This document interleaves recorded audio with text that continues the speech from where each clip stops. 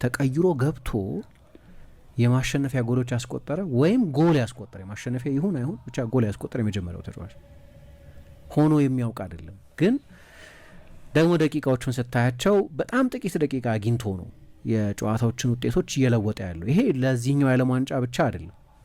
መጀመሪያ እንዲያውም ብዙ ሰው በእርግጥ አርሰናል ያኔ ሊያስፈርመው እየተነጋገረ ነው ይባል ስለነበር ማን ነው ይሄ ተጫዋች የሚል ትኩረት ነበር ወደ 2024 የአውሮፓ ዋንጫ በመጣበት ጊዜ። ግን ከሁሉ በላይ ሰው የተዋወቀው የበለጠ ሚኬል ሜሪኖን እንደው ፍጹም ማይታወቅ ባዕድ ነበር ለማለት አይደለም፣ ወይ ማይታወቅ ለሰው አይን ባዳ ነበር ለማለት አይደለም። ግን ትልቅ ተጫዋች ግን አልነበር። ሚኬል ሜሪኖን አለማወቅ እግር ኳስ በደንብ ማይከታተል ሰው አያስብልም ነበር። የሪያል ሶሴዳድ ተጫዋች ነበር፣ ለኒውካስል አንድ ሲዝን የተጫወተው እና የዶርትሙንድ ቤንች ነበር። ከዛ ረጅም ጊዜ እንግዲህ ስፔን ውስጥ በዋናዎቹ ክለቦች አልነበረም ሲጫወት የነበረው። ግን ከሁሉ በላይ ሰው የተዋወቀው 2024 የአውሮፓ ዋንጫ ጀርመን ላይ ወደ መለያ ፍጹም ቅጣት ምት ሊሄዱ 2 ደቂቃ ብቻ ሲቀራቸው ባስቆጠራት ያቺ በጣም አስደናቂ የቴስታ የጭንቅላት ጎል። ስለዚህ እንደዚህ ነገር ሲያደርግ አሁን በዚህኛው የዓለም ዋንጫ ለመጀመሪያ ጊዜ አይደለም። ስፔን ያሸነፈችው የአውሮፓ ዋንጫዎች ላይ ልክ እንደዚህ አይነት የጨዋታ ውጤት ተቀይሮ ገብቶ የመለወጥ ታሪክ የነበረው ተጫዋች ነው። አሁን ግን በጣም ያልተለመደ ነገር ነው እያየን ያለ ነው። ብዙ አይሆንም፣ በጠቅላላ በውድድሩ ታሪክም ሆኖ አያውቅም። ከፖርቱጋል ጋር በነበረው ጨዋታ 85ኛው ደቂቃ ላይ ነው ተቀይሮ የገባው። ስለዚህ ከኖርማል ታይም 5 ደቂቃ ብቻ ነው የነበረው እና 91ኛው ደቂቃ ላይ ነው ጎሉን ያስቆጠረው። እና እንግዲህ ያንን ጨዋታ አሸነፈች። በቀደም ደግሞ ከቤልጅየም ጋር በነበረው ጨዋታ እንደዚሁ 81ኛው ደቂቃ ላይ ተቀይሮ ብቻ በሁለቱ ጨዋታዎች በድምር 11 ደቂቃ ብቻ ኖርማል ታይም 11 ደቂቃ ብቻ ነው የተጫወተው። ፖርቱጋልን 1-0 ቤልጅየምን 2-1 ያሸነፉባቸውን ጎሎች አስቆጠረ። 86ኛው ደቂቃ ላይ ነው የገባው ከቤልጅየም ጋር።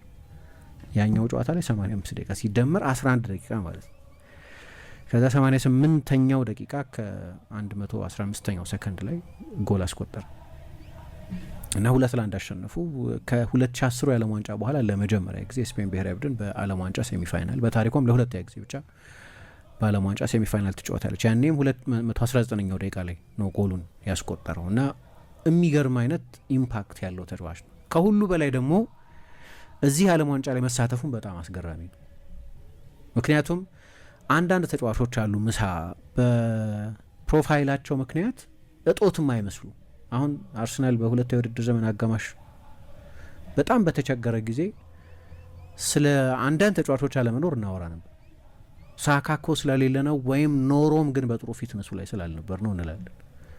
ወይ ኦደጋርድ አመቱን ሙሉ 1/3 የሚሆኑትን ጨዋታዎች ብቻ ነው የጀመረው እንላለን። ወይ ሃቨርትዝ ስለተጎዳ ነው እንላለን። ወይ ቲምበር ስለተጎዳ ነው እንላለን። ሌሎች ዋና ተብለው የሚታሰቡ ተጫዋቾች ለአርሰናል መዳከም ሰበብ ወይም ጀስቲፊኬሽን ሆኖ ይቀርቡ ነበር።